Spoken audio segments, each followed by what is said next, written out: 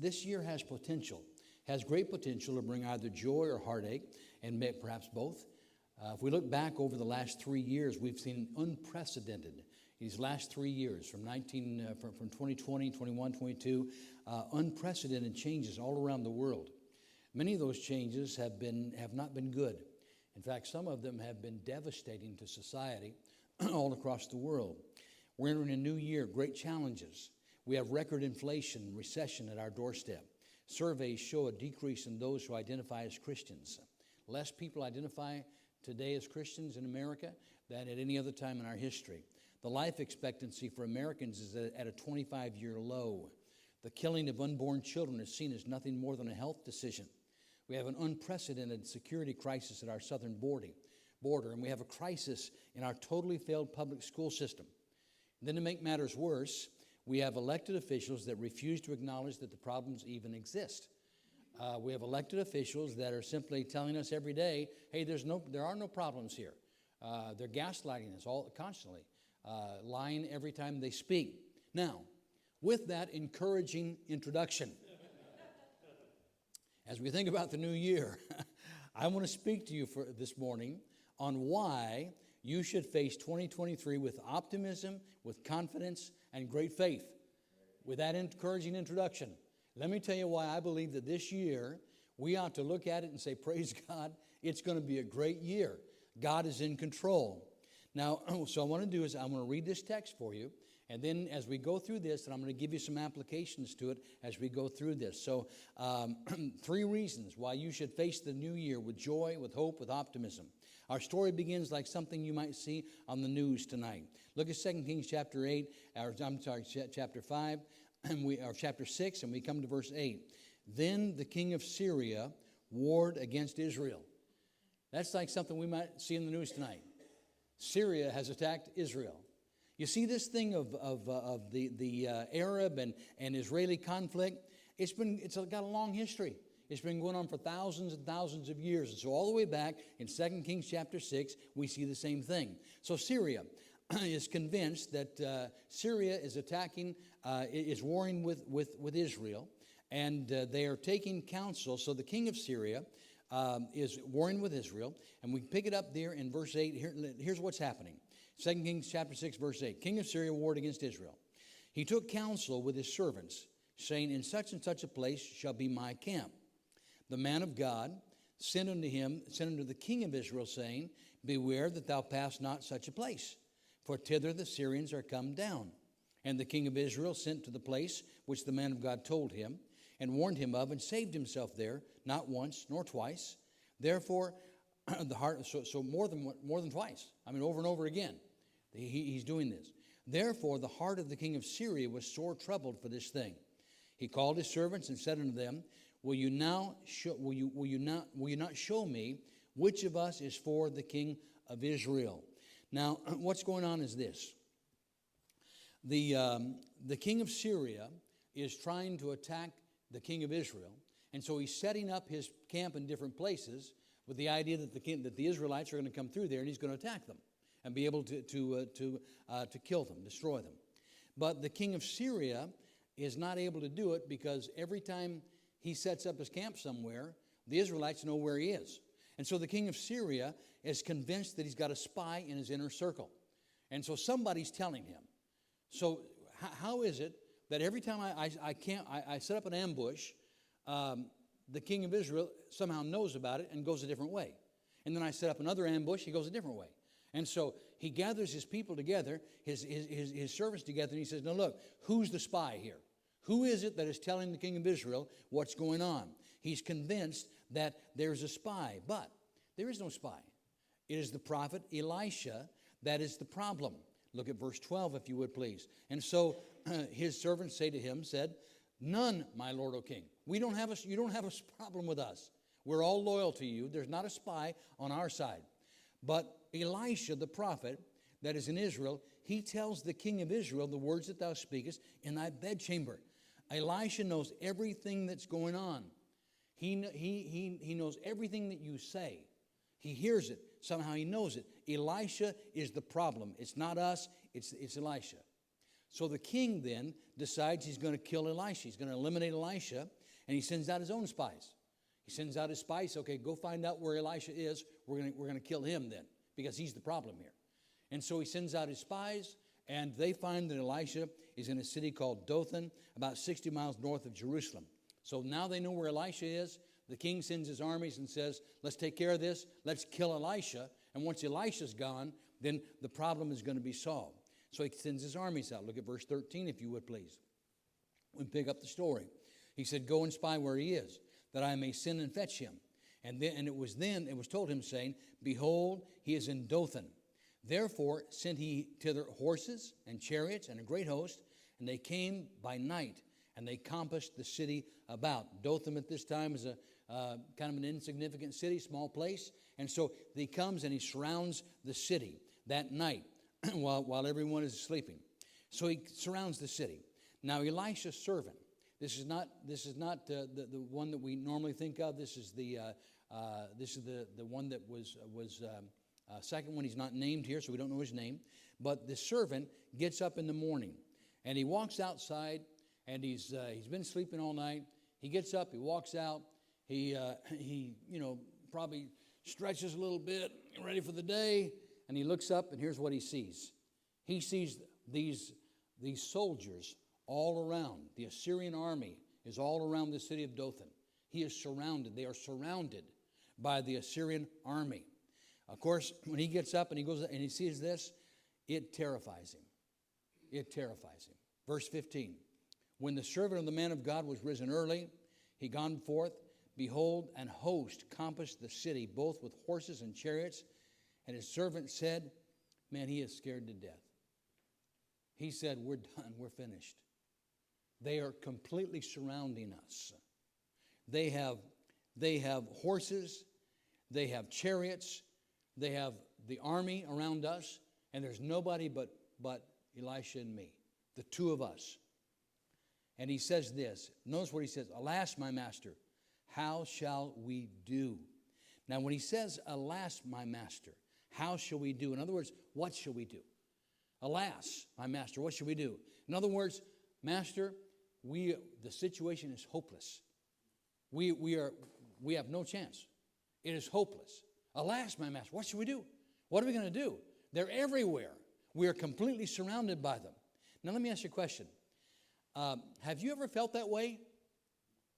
The situation is hopeless. There's nothing we can do. Alas, what are we going to do?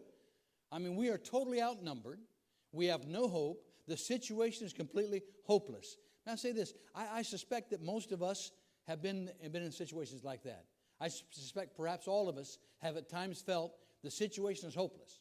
With a marriage, with your children, with your finances, with your health, relationships. At some point, all of us feel that way, that I don't know what we're going to do because there's no hope.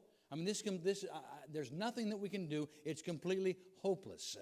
50 years of ministry that my wife and I have been in. We have had many times where situations felt like they were completely hopeless. I'm talking about in starting churches, getting property. We first started our first church in Redwood City, California.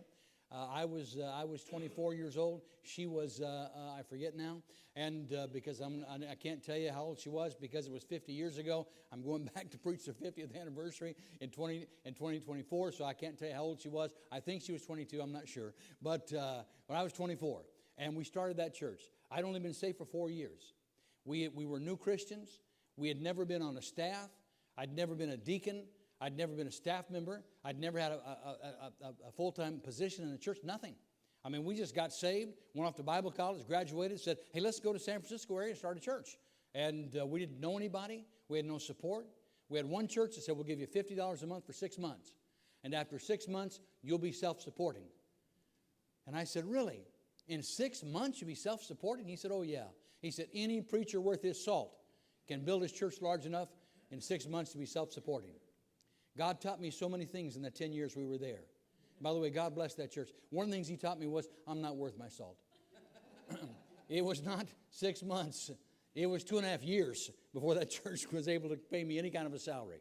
We moved to Redwood City. We didn't know anybody. I got a job driving a school bus. Found out you couldn't live on $50 a month and a school bus driver job. So I started delivering newspapers at night. And so we started that church. But, I mean, we didn't know anybody. Not a soul. We didn't have a prospect. We didn't even have a suspect. I mean, nothing. And there were times whenever we felt, hey, there's no chance. There's no hope here. There's no way this church is going to grow. There's no way we're going to do this. I remember knocking on doors one day in those early months of that church. And knocking on doors I would drive the school bus in the morning. Then in the afternoon, I'd go door knocking. Then late afternoon, I'd go back, get the kids, take them back home. And then at night, I'd deliver the newspapers for San Francisco Chronicle. And in between there, I would go door knocking. And so I'm out knocking on doors. And a lady comes to the door. I hand her a flyer, said, hi, we're starting a new church here in town, Redwood Baptist Church. Want to give you an invitation to church. We're meeting over here in the schoolhouse in the Roosevelt School. And she said, she actually got it. She didn't close the door. She took the flyer, and she started looking at it like she was maybe interested. She was probably, I don't know, she's a younger girl, maybe she's 40 or so. I consider 40 just a kid these days. But I was 24. She was about 40 or so. And so she said she's looking at it like she's interested. And she's looking at the times and stuff. And I'm thinking, wow. I mean, usually they just take it, close the door, right? You know what I'm talking about. And so she started, and she said, when are your services? And I told her. She said, who's the pastor? I'm standing there at the door. I am. And I am not making this up. I kid you not. She's holding this flyer, and she says, you're the pastor? I said, yes, ma'am. She said, okay. Well, thank you. And she closed the door. Never came. Never visited one time. and I would tell my wife, so there's no hope. But you know what? The church grew. And then after a while, we got a little handful of people coming, but we're never going to get a building. And you know what? God gave us property. And He gave us more property. And every church I've ever pastored, ever started was like that. We started, and we had nothing. But yet God gave us property, and God blessed. And all those churches are still going today. And God does miraculous things, but there's times in ministry, in obtaining property, in building buildings, and then starting this missions ministry at 65, leaving our church that I'd pastored for the last 25 years and just going out and starting a missions ministry. I have no idea whether or not people were going to help us. Well, I didn't know what pastors like your pastor was going to say about it. I didn't know if they were going to say, yeah, we'll help you, or we believe in it, or they wouldn't. I don't know. I mean, I'm asking pastors at the age of 65, now I'm 72, but then I was 7 years ago, at 65 years old, I'm leaving my church. I'm going to pastors that I don't even know, like yours.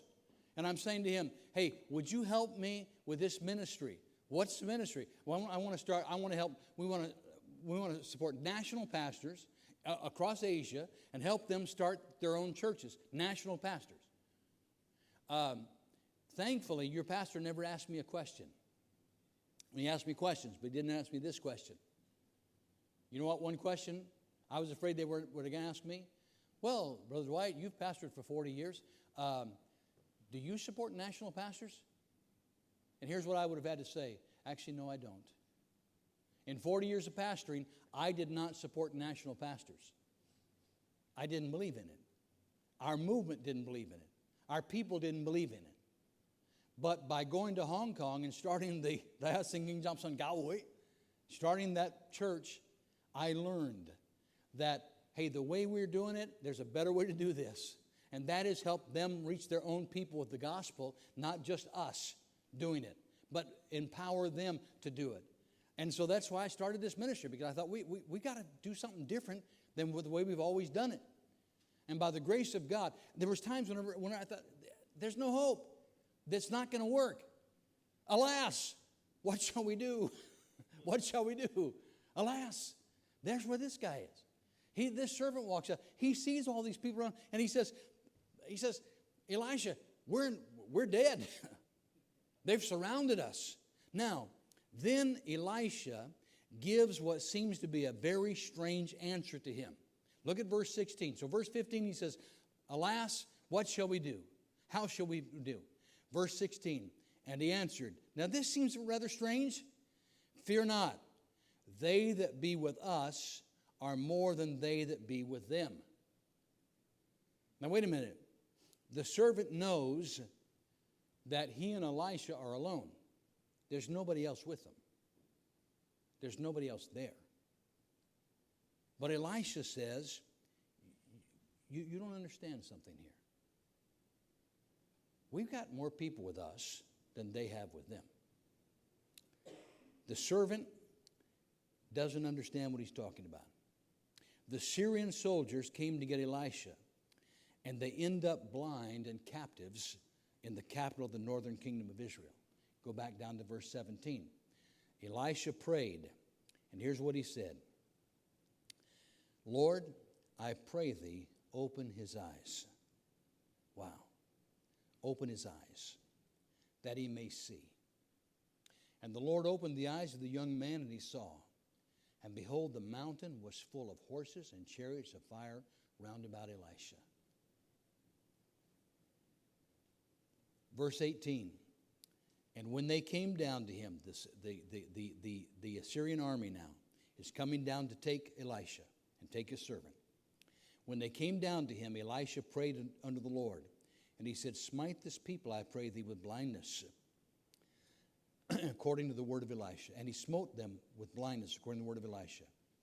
And Elisha said unto them, this is not the way, neither is this the city. Follow me. I'll bring you to the man whom you seek. He led them to Samaria. And it came to pass, when they were coming to Samaria, that Elisha said, Lord, open the eyes of these men, that they may see. And the Lord opened their eyes, and they saw, and behold, they were in the midst of Samaria. Now, the Syrian soldiers come to get Elisha. They end up blind. They end up captives in the capital of the northern kingdom of Israel, Samaria. The king of Israel wants to kill them. And, all on the spot, let's kill them all. Look at verse 21. The king of Israel said unto Elisha, when he saw them, hey, my father, shall I smite them? Shall I smite them? Let's kill them. Let's kill them right now. We've got them. Let's kill them. But Elisha says, no. Give them some food and send them home. Verse 21. And the king of Israel said unto Elisha, when he saw them, my father, shall I smite them? Shall I smite them? And he answered and said, thou shalt not smite them. Wouldest thou smite those whom thou hast taken captive with thy sword, with thy bow? Set bread and water before them. They may eat and drink and go their way, go to their master. He prepared great provision for them. When they had eaten and drunk, he sent them away. So they went to their master. So the bands of Syria came no more unto the land of Israel. What a story. What an amazing story. Here's what's so amazing about it. It's a true story. The situation goes from war to hopelessness, to defeat, to peace. No wonder Jesus said this in Luke 18:27, the things which are impossible with men are possible with God. Now this morning, I want to give you just 3 takeaways, 3 reasons why you should face 2023 with faith, with joy, and confidence. Number 1, we ought to face this new year with confidence and joy and faith because of God's complete omniscience and sovereignty. In verses 8 through 14, we saw that God knew everything that was happening. God knew it all. No man could be victor over Israel as long as Elisha told the king of Israel everything that the king of Syria thought about. Again, in chapter 6 and verse 12, 2 Kings 6:12, his people told him, we're not disloyal to you. Elisha, he hears what you whisper in your bedroom. He knows everything you're saying.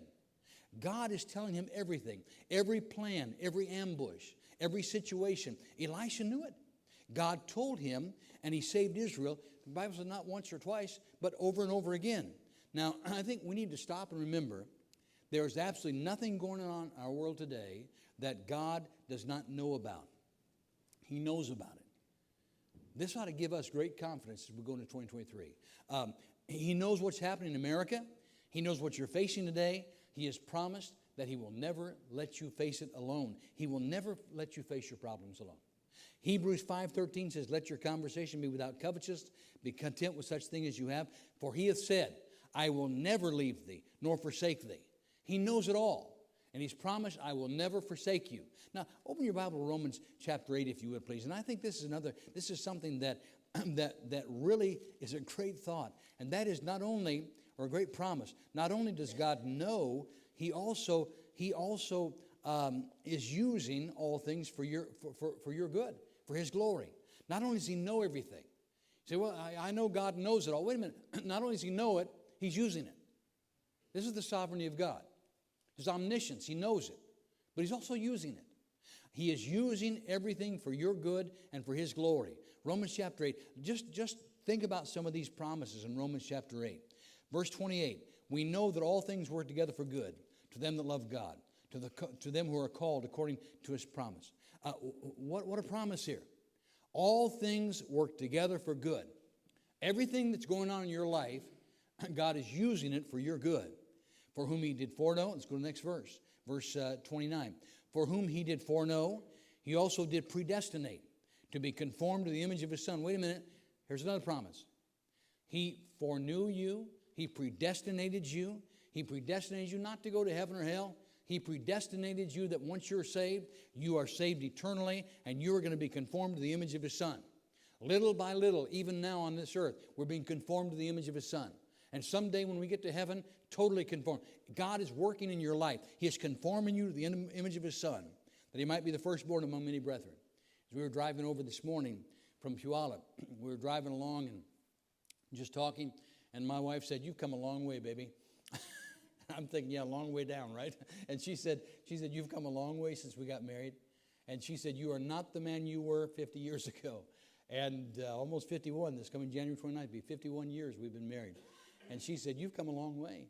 And then she, she got it wrong in the application here because, but she talked about what the Bible says about Jesus in the book of Luke, that he grew in wisdom, in stature, favor with God, favor with man. And she quoted that Luke 2:52 verse to me. And she said, "You've come a long way. You've grown in wisdom and stature." She said, I haven't. Not nearly like I should. But I guarantee I'm not the guy I was 50 years ago. I'm not the person I was when we first got married. And little by little, you are being conformed to the image of Christ. You're not the same person you were when you got saved. As time goes by, you're growing and you're developing. Little by little, and someday, eternally, when you get to heaven, we're conformed to the image of Christ. And that's what sanctification is. Little by little, He's taking all these things that are going on in your life, and He's working them for your good. Now notice, look at the next verse.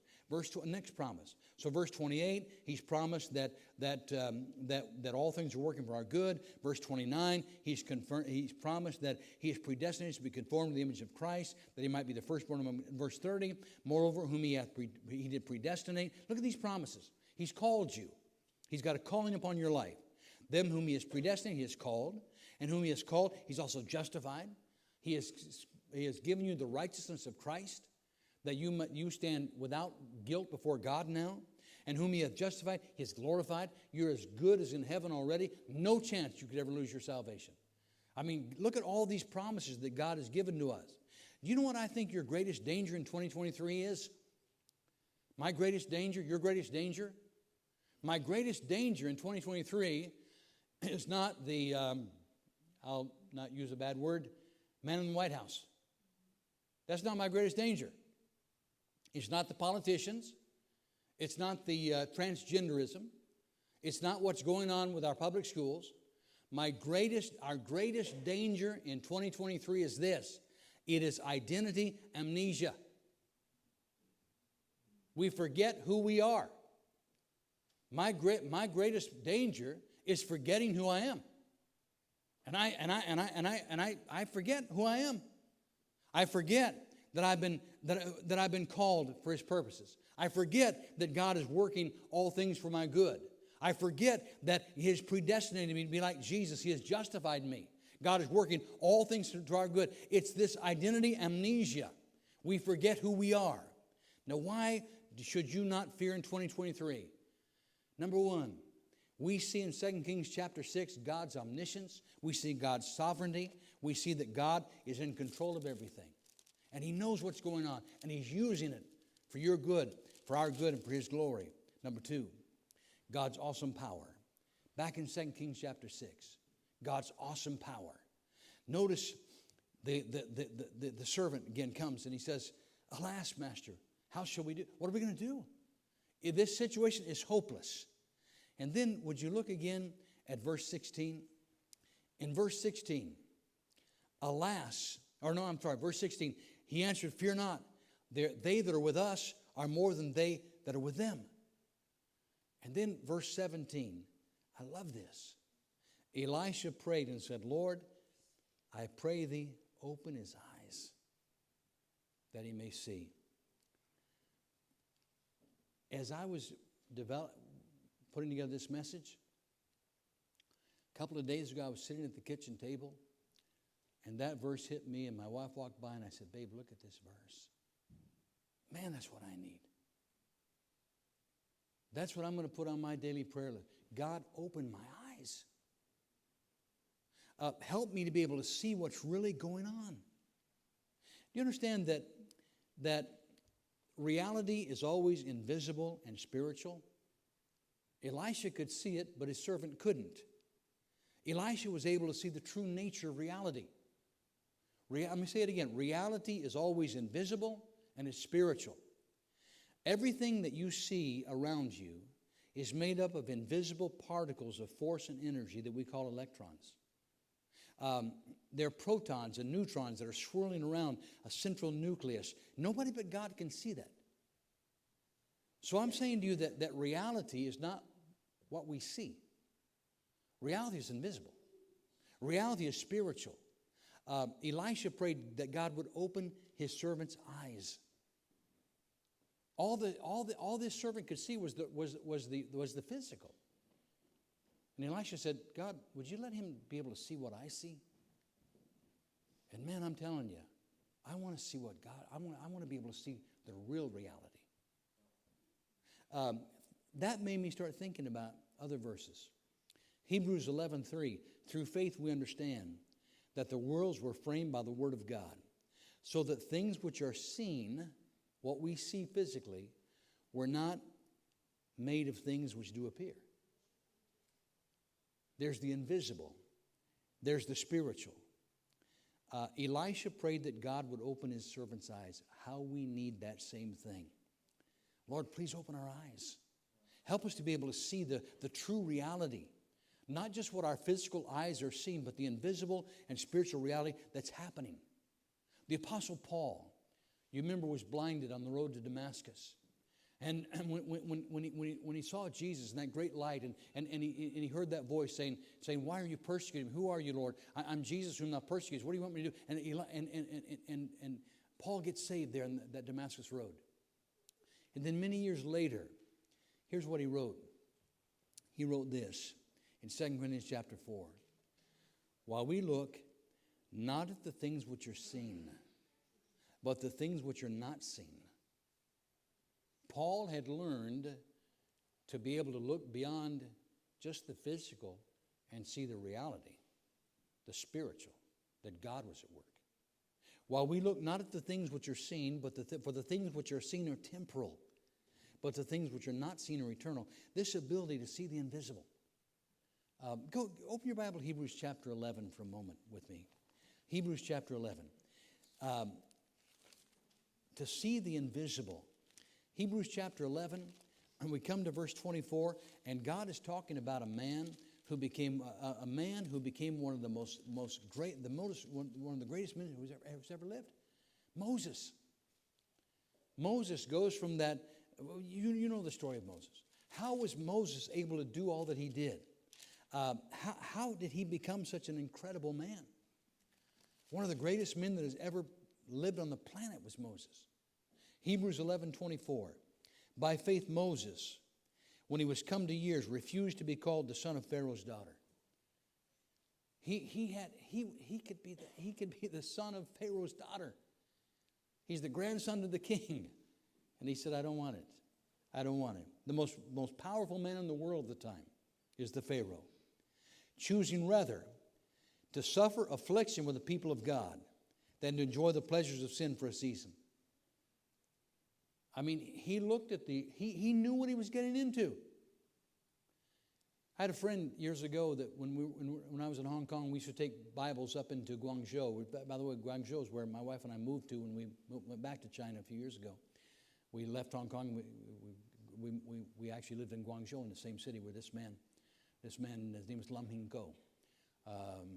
Samuel Lamb is his English name. If you just Google Samuel Lamb, and you can read about him. He spent, I think it was 30 years in prison in China. And he was arrested the first time. He had a Baptist church there, told to stop preaching. He didn't stop preaching, so arrested him, put him in jail for 5 years, I think it was. And he got out of jail, went back to Guangzhou, reorganized his church, kept preaching. And then they arrested him again, and this time 25 years. And then he got out, and then he just opened his church again, and just kept doing it. I used to take Bibles to him. My wife and I would take Bibles to him across the border there, and we'd take him up into Guangzhou. And one day I asked him, I said, Pastor, how were you able to do this?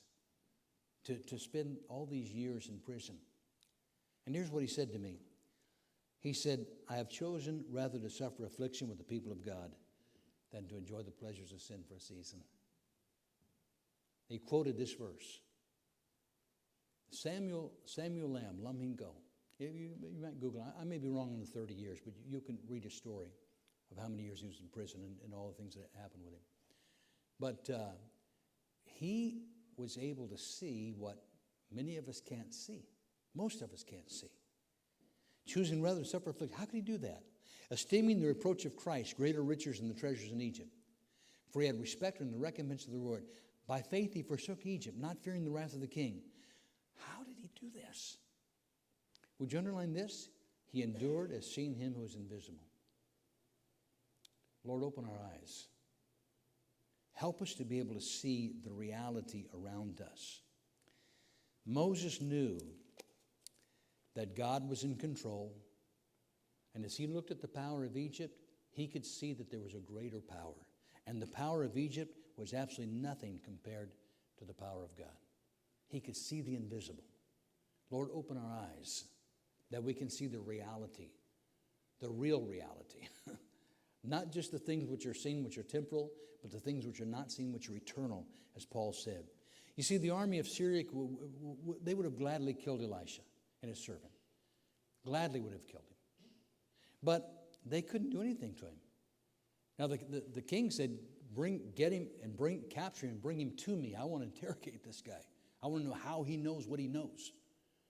They would have gladly executed him, taken him and tortured him, but they could do nothing without God's permission.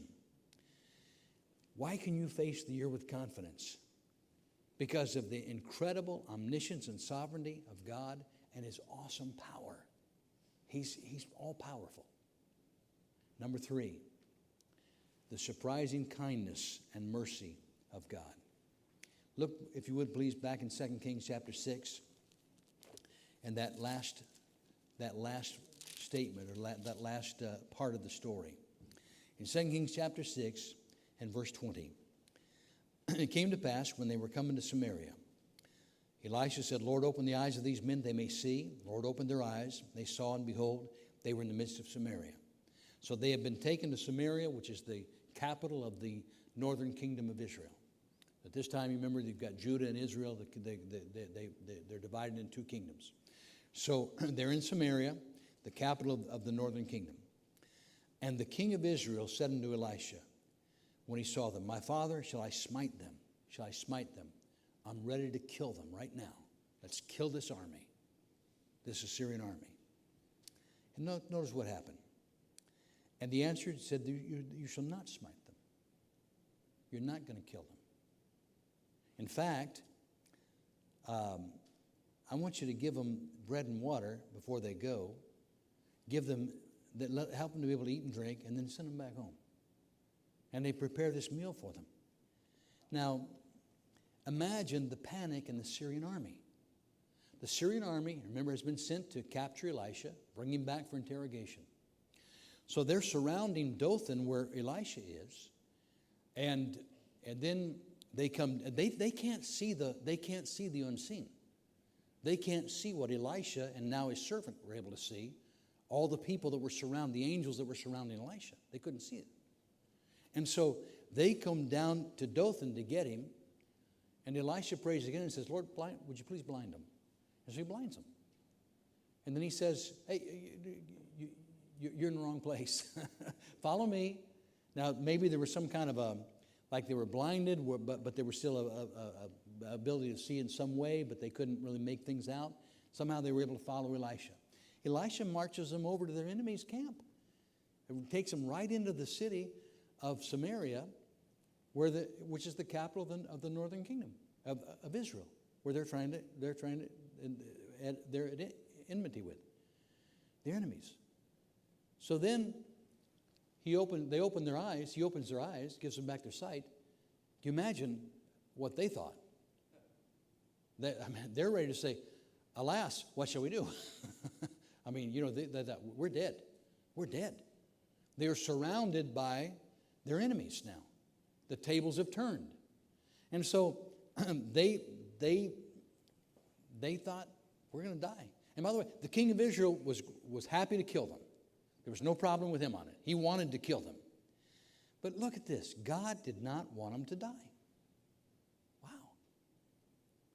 Why? Because God is merciful. He's kind. It's incredible. God desires for us to live in peace, not in hatred of each other. This stuff we're going on, I mean, God's not pleased, and God's not the author of all of the division and hatred that we have. Political parties and countries.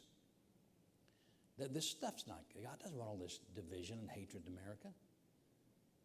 God does not want you to be hating, or me either, those that I differ with politically or spiritually.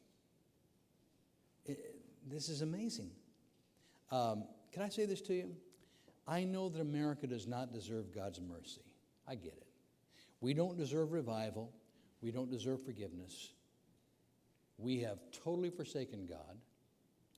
Our country is totally, as far as I'm concerned, our leadership is totally corrupt, both sides. Both sides. One side much more extremely than the other one, of course, but we're corrupt. We don't deserve mercy. We don't deserve revival. But that's the kind of people that God forgives. Those who don't deserve it. These militaries from the Assyrian army, they didn't deserve to be forgiven and sent home. But they were. And then peace ensued as a result. You know what this reminds me of? This story reminds me of what our attitude towards our enemies should be. Let me read one more passage for you. Romans 12, 18 through 21. If it be possible, as much as lieth in you, live peaceably with all men. It's not always possible. But if you can, God says, I want you as my people, I want you to do your best to live peaceably with all men. Obviously, that would have to be those we disagree with, my enemy, because I'm not having a hard time living peaceably with my wife, but with all men, with all people. I want you to live peaceably with them, if you can, if it's possible. Dearly beloved, avenge not yourself, but rather give place unto wrath, for it is written, vengeance is mine, I will repay, saith the Lord. Therefore, if thine enemy hunger, feed him. If he thirst, give him drink. For in so doing thou shalt heap coals of fire on his head. Be not overcome of evil, but overcome evil with God.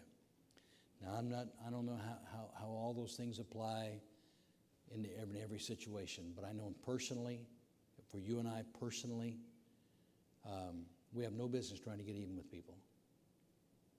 Somebody hurts you, we have no business saying, I'm going to hurt them back. Somebody defames you or speaks evil of you, that does not give you a right to speak evil of them. People criticize me. I don't have the right then to try to find dirt on them. In a church, in our settings, God says, I don't want you to live like that. Jesus said, that's not my people. It really is surprising to me how kind and merciful God is, because I'm not. I struggle with that. I by nature am like you. By nature, we want to get even. This whole thing of turning the other cheek, that's difficult to do. That's not our nature.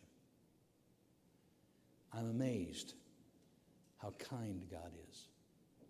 God doesn't want anybody to die and go to hell, even those of us who deserve it. That's why he sent his Son. For God so loved the world that he gave his only begotten Son, that whosoever believes in him shall not perish but have everlasting life. For God sent not his Son into the world that the world should be condemned, but that the world should be saved. God didn't send Jesus here so we could be condemned. He sent Jesus here so we could be forgiven. It's amazing. As you face a new year, incredible challenges. We're going to face some, who knows, only God knows what we're going to face. But definitely it's uncertainty. The recession going to get worse, probably. Depression, maybe. Political, it's a lot of uncertainty. But may I remind you that if we could just see the invisible, if we could see the invisible, if God could open our eyes, here's what we would see. We'd see that God knows what's happening all around us. We'd see that God is all-powerful, he's in control, and that he is surprisingly kind and merciful. And we have every reason to believe that God would be kind and merciful to us, to our country, to others. We have no reason to go into 2023 in fear and worried and concerned. We go to 2023 saying, he's in control. He's got this. Now, it doesn't mean we don't pray. Doesn't mean we should not be concerned about our country, about our families. All of those things we do. We pray. We're concerned. We bring it to God. But we don't go into 2023 with fear. I'm not going to. By the grace of God, if you'll give me the ability, I'm going to try. I'm going to keep praying and say, Lord, open my eyes. Help me to see what is the reality, the true reality. And that is that God's at work. If things do get worse, God's allowing it to get worse. And the only thing I could come to conclusion from the Bible is that, or not only thing, might be judgment, but also it may be that God is setting us up for the rapture. I really do believe that we, not only possibly, we are probably the people that are still going to be alive when Jesus comes. Now, you got a better chance of that than me. But I still got a good chance too. I believe Jesus is coming soon. With God, all things are possible. Father, thank you for your love for us.